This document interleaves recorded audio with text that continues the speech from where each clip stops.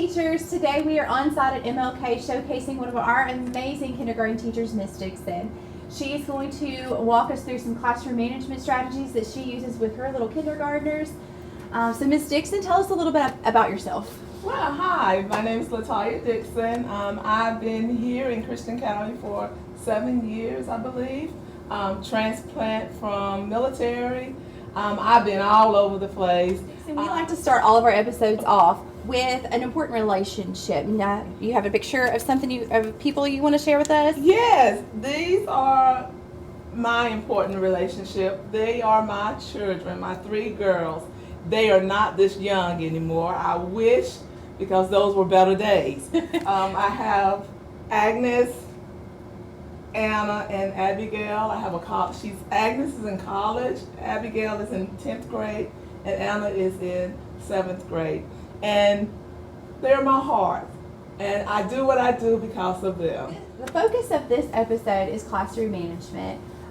Sharing some strategies that you could use in your classroom. So today, like I said, we're in a kindergarten classroom. So obviously things look a little different from what you might see in your upper elementary, middle, or high school.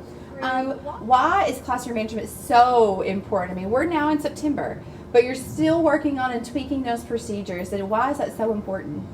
Classroom management is important because if I want them to learn something, I have to have control or manage of my classroom.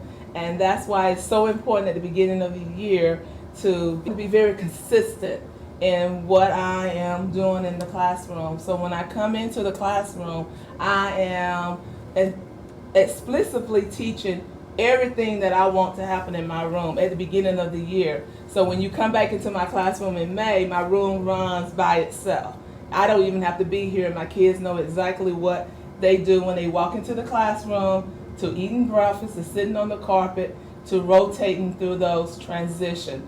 I like to tell a lot of teachers that if they're not doing what you expect them to do, then that means you need to slow it down. Stop and start over and teach those procedures and routines exactly how you want it to run in your classroom, and it will make the world of a difference when you're trying to teach those academic standards that we have to do.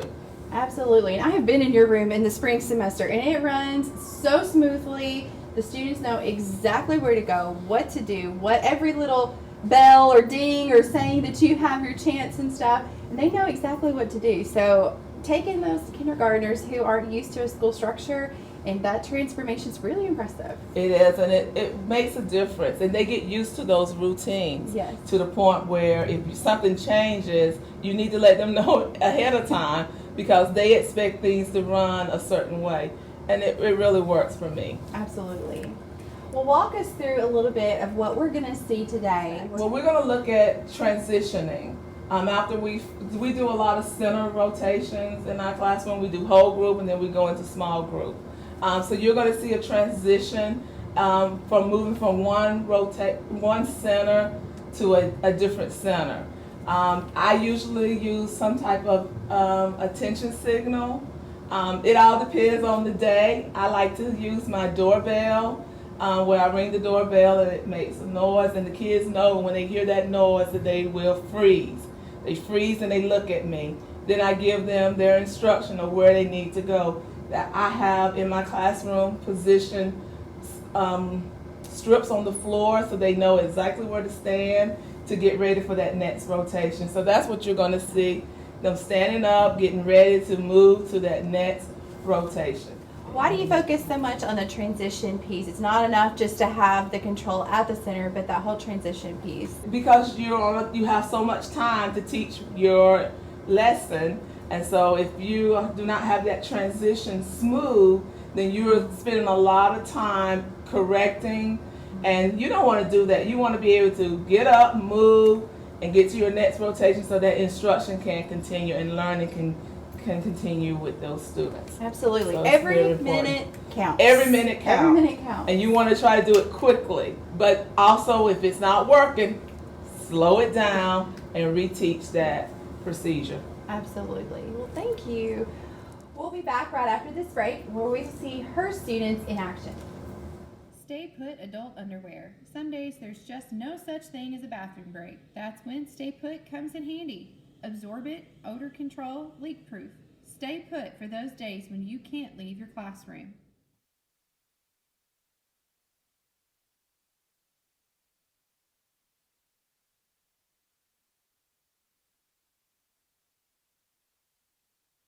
Ms. Raekwon, go to the Lions table. Please sit down and put your hand in your lap.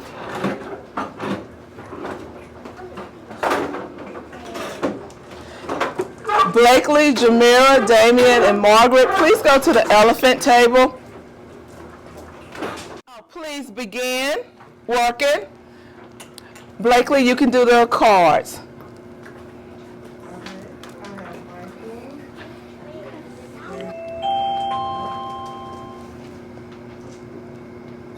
Yes, thank you. I would like for you to clean up your area and stand behind your chair. Very good. I would like for you to walk to your rotation line.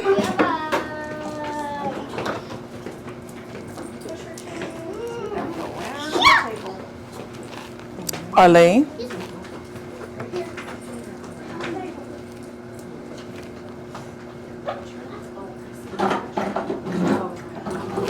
Point to your next rotation.